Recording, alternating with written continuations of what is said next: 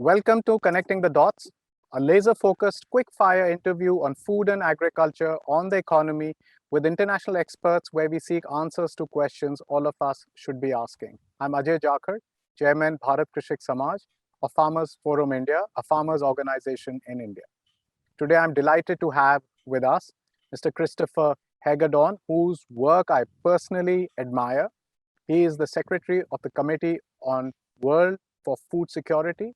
In the earlier avatar, as a US diplomat, Chris has served as Director of State's Office of Global Food Security in Rome in various capacities and chaired the group that formed the high-level panel of experts on food and nutrition.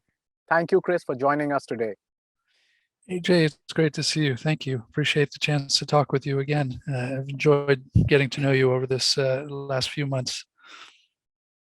Tell us about the Committee on World Food Security and why its multi-stakeholder inclusive approach is so unique in the United Nations.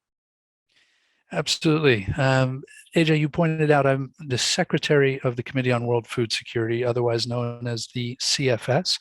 I've been in this role for a little more than 2 years, having previously served, as you noted, as a US diplomat and retired after doing several jobs in the development world, and particularly in Rome on food security, and was involved in the reform not only of the FAO through a long and lengthy process, but also the CFS, which many people are still learning about.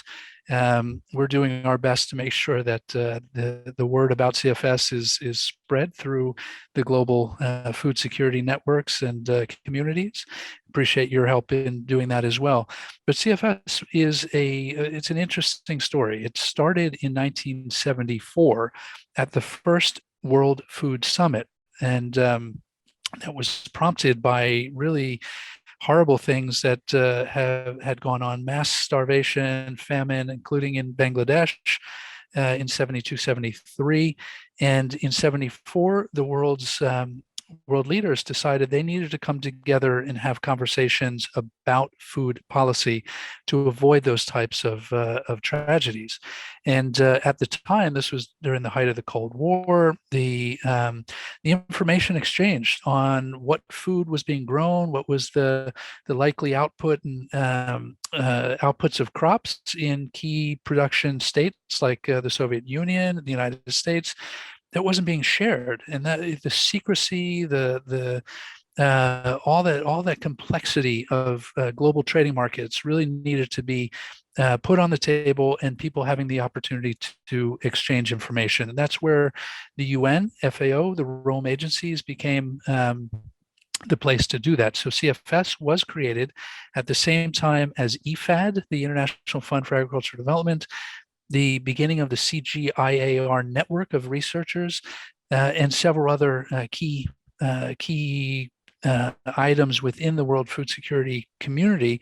That was a very important time. Now, after many years, the CFS chugged along. There was annual meetings, trading information about trade and development and crop production. But there was, in 2009, the member states decided, look, CFS is helpful, it's useful, it's good, but it's not enough. The numbers of hungry and malnourished were going back up towards 1 billion people. And you recall, this was right after the international financial crisis, the food, feed, fiber crisis, and people were really worried that the international system was just not ready to handle such a fundamental question as food and nutrition. So what they did, the members said, look, we have these Rome agencies, we have this committee, but it's not enough to have member states coming together once a year and exchanging information and thinking that that was enough to solve global hunger. So what they did is they insisted that the committee, which was one of the committees, technical committees of the FAO, be brought out of FAO and made a committee that was hosted by by FAO, with shared ownership by the WFP and IFAD. And for the very first time, and this was the group I chaired, we sat down and said, look, we need a high-level panel of experts to give credibility to scientific backing and information, evidence, and data that is, cutting edge, top of its class information. And this high level panel of experts was modeled on what was already in the climate space a scientific backing, the International Panel for Climate Change, or the Intergovernmental Panel on Climate Change. So the HLPE was set up at the time. And the other unique thing, something that hadn't been done up to this point, we invited into CFS civil society, of which you and your members are part. We invited in the private sector. We invited in the researchers like CGIAR. We invited in the global financial institutions like the World Bank. We invited in the Special Rapporteur on the Right to Food and others as advisors and participants, all of whom sit at the negotiating table and give advice and give input to our CFS products, which I'll talk about momentarily. So that's a little bit of the history. And CFS is right now at a very key inflection moment. The summit has made us ask very important and serious questions about what CFS role and mandate is. Is it enough? Is it not enough? Is the HLPE doing what it was expected to do? So it's a very important moment. And AJ, thanks for the chance to help educate your audience. I think so. That's very nice because people will want to, they want to learn on this. The high-level panel of experts on food security and nutrition is a science policy interface of CFS, composing of experts in food security and nutrition to facilitate debates and inform policy making of critical and emerging issues. So what are your recent milestones in the last few years? And why I say recent milestones is because there's so many of them. So what is for you the most important milestones? So look, that 12-year period from 2009, when the CFS was turned into, at the time, it was quite revolutionary for the UN system to be kind of emerged in a way that invited in civil society and private sector and others. And in that 12 years, we've had quite a lot of success. A lot of excellent work has been done, and a key foundation for that work, the voluntary guidelines, the frameworks, the recommendations that we've put out, and I'll talk about some of those key ones, were all grounded upon the research and the evidence that the HLPE put into their reports. And I'd love to make sure that perhaps you're in the chat or that your members and audience are aware of where they can find these reports. So far, the HLPE has produced 16 of them. The last one is on youth and their role in food security and nutrition globally. Report 15 was a synthesis report looking, and this was published last year, it was looking at the build up to 2030, what CFS and its HLPE have produced over the last 12 years, and what should be done to get us to zero hunger and the Sustainable Development Goals, particularly SDG 2. But the HLPE is also produced in a few years back, report number 12 on food systems and nutrition. And I know you want to talk a little bit about that. It's an incredibly complex topic. It is the subject of a summit taking place on 23 September.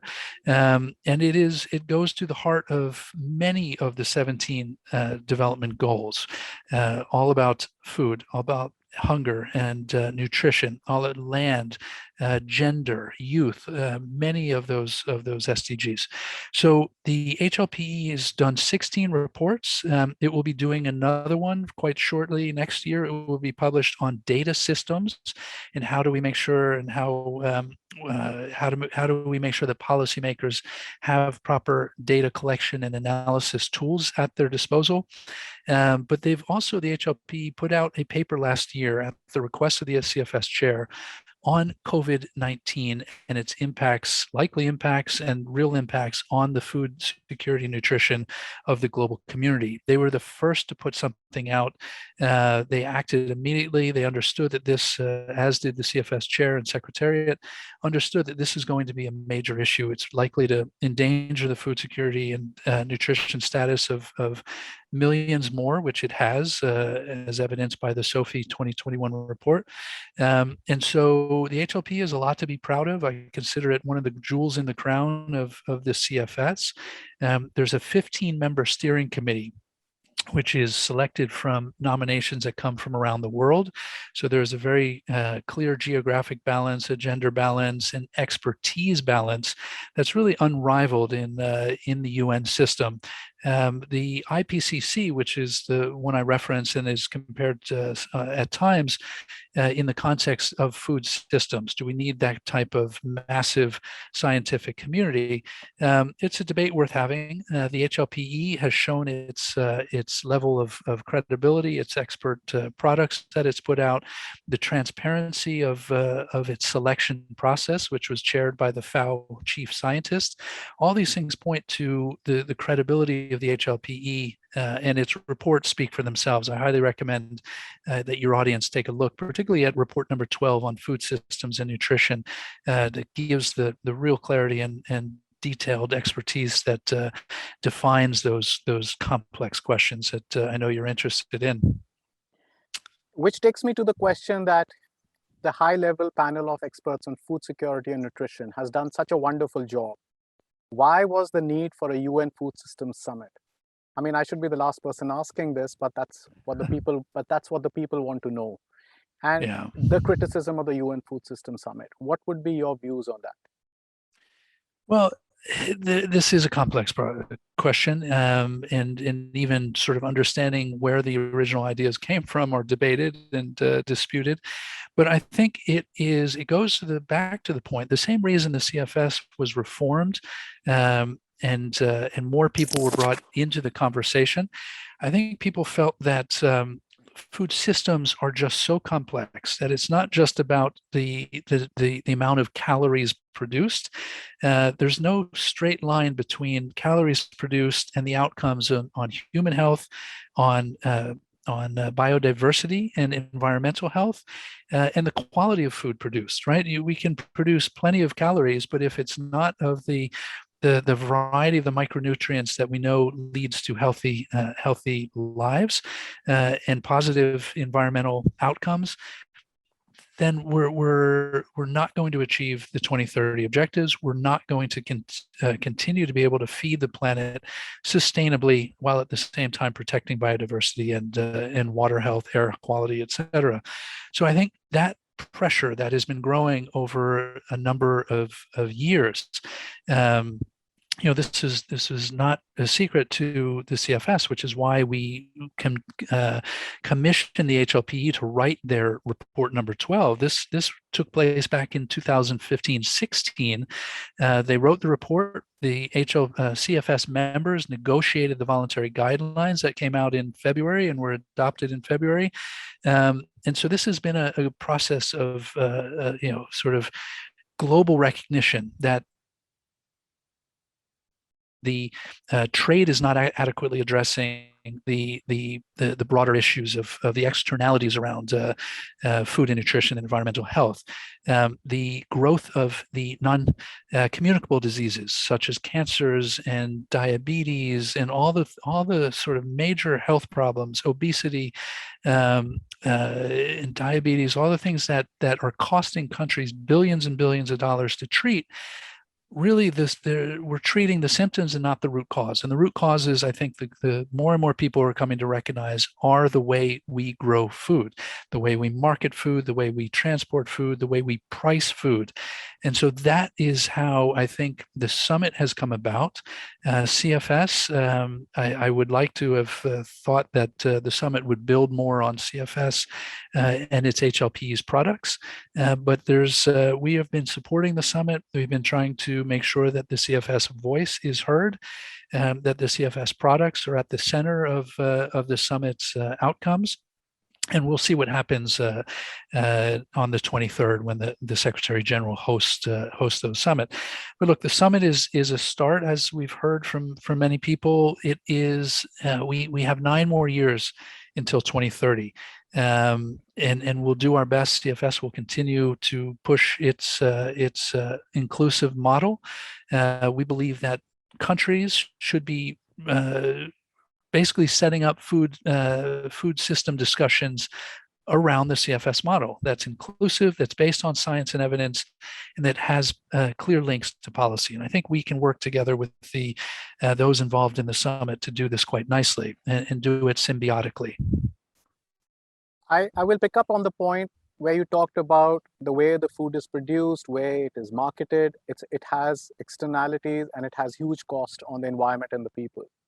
As a farmers organization, we feel that consolidation in food value chains is a clear and present danger to the planet. The UN Food System Summit maybe did not feel the heat or see it as a big problem. My question is,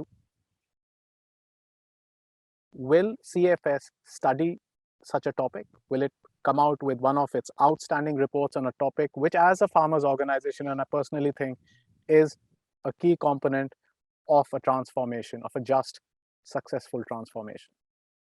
Right, AJ, a very good question. And first of all, we understand very clearly that food security is not going to be addressed adequately unless the people producing our food are part of the conversation, first of all, and part of the solution. And that includes not just people growing food on land, but those people growing food and collecting and producing food from our waterways, both aquatic or both oceans and inland waterways, are first of all recognized as the key to the question at stake, that they are the ones without whom we won't be eating any food, let alone nutritious, healthy, environmentally positive food. So we are definitely clear.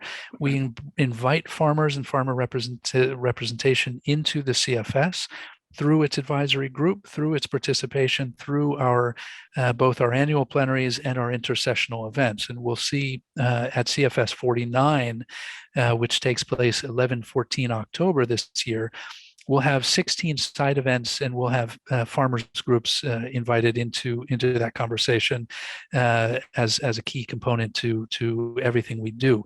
Now, looking back at the 16 reports that you reference, many of those reports do touch on smallholder producers. We frankly are biased in that direction. They're the ones who need the help. They're the ones who are growing our food, yet are the ones who are the hungriest. It makes no sense. How is it we rely on people to produce our food in the cities, and yet we're not listening to their needs, both from inequality sense, from an income sense, from applications and availability of resource and finance. And I stress, more than anything, women farmers are key to this. They produce the majority of the food in developing countries. They're at the heart of family farms. They feed our children. They breastfeed our babies to make sure they start their lives well and healthily. And so we are working right now to produce voluntary guidelines on gender equality and women and girls empowerment. Those will be finished next year.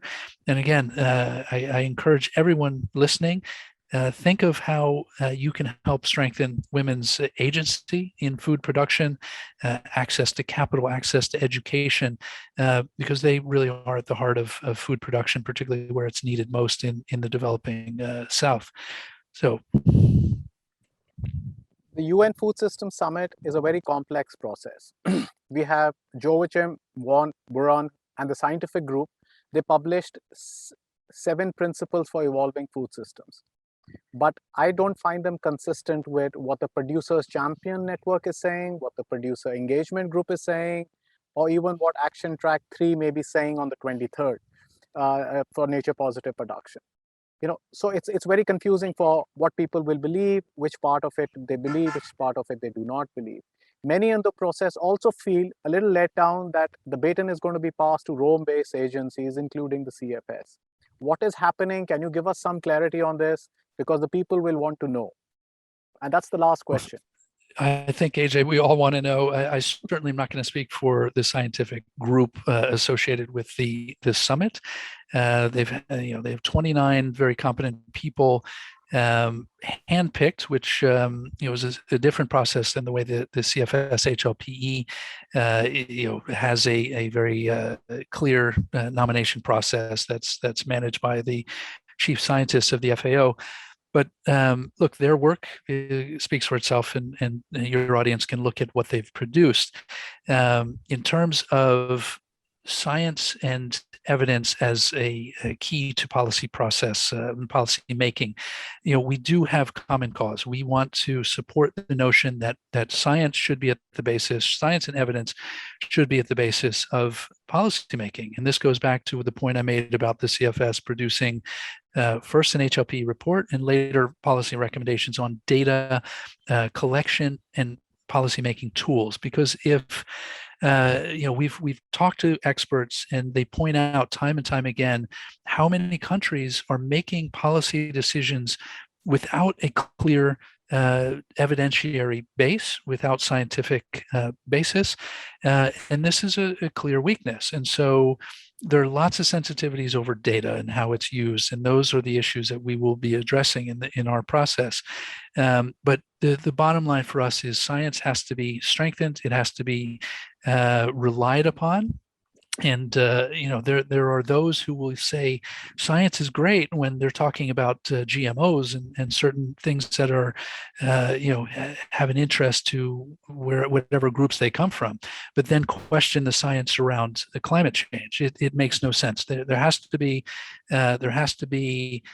clear clarity that science has to be objective. It has to be unquestioned, that it's not coming from sources who are just pushing their own agendas.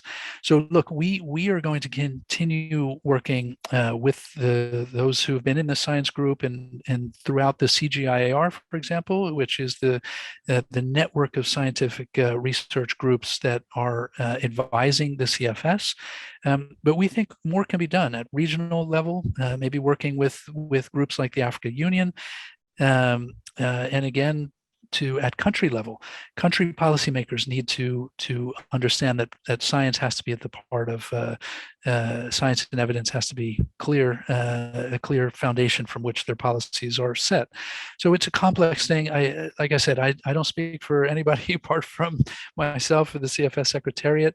But we always see room for improvement. There's no system is perfect. No UN agency or organization is perfect. Far from it. We see this as an opportunity to examine how we do things, and question how we can do things better. But again, we are a member state led organization. The UN system organizes itself agency by agency and under the rubric of the Secretary General. And they're always reinventing how they do business. This recognition that food systems is a lens that helps organize their efforts and avoid stovepiping, we call it, avoid those sort of narrow-minded, myopic approaches. We now know that food production has to be linked to human health, has to be linked to environment, has to be linked to water, land, et cetera. So I point you all, the complexities of this food system approach are captured very well in the CFS HLP report number 12 and the voluntary guidelines that we negotiated and adopted on 10 February this year are really a gift, I think, to this summit process, because it lays out all the complex issues in 7 different buckets, everything from food production to social safety nets to emergencies, how food security and nutrition should be addressed. And so I hope that is seen for the value that I know it offers to the summit and everybody interested in this conversation. Christopher, thank you for this interview. I want to end by, because when you have hope in someone, you appeal to that person. So I'm going to appeal to the Secretariat of CFS to really take up this issue of looking at the food systems through a lens of food value chain consolidation. And I think this is something that FAO is also not acknowledging. This has been done on Connecting the Dots interview. They very clearly said it's not a problem. So I would want to leave that thought with you, to the member states, to your advisory board to look at it. Thank you, Christopher. I really appreciate it, and we're grateful that you joined today. Thank you so much. Well, AJ, thank you, and appreciate all the time and effort you've put into the summit action track, which you've been working on. But we'll continue the relationship, and obviously your audience will have a big impact on their local communities. And we ask you and them to look to CFS and its products to help shape the way you support your communities. So thank you again. Take care. Thank you.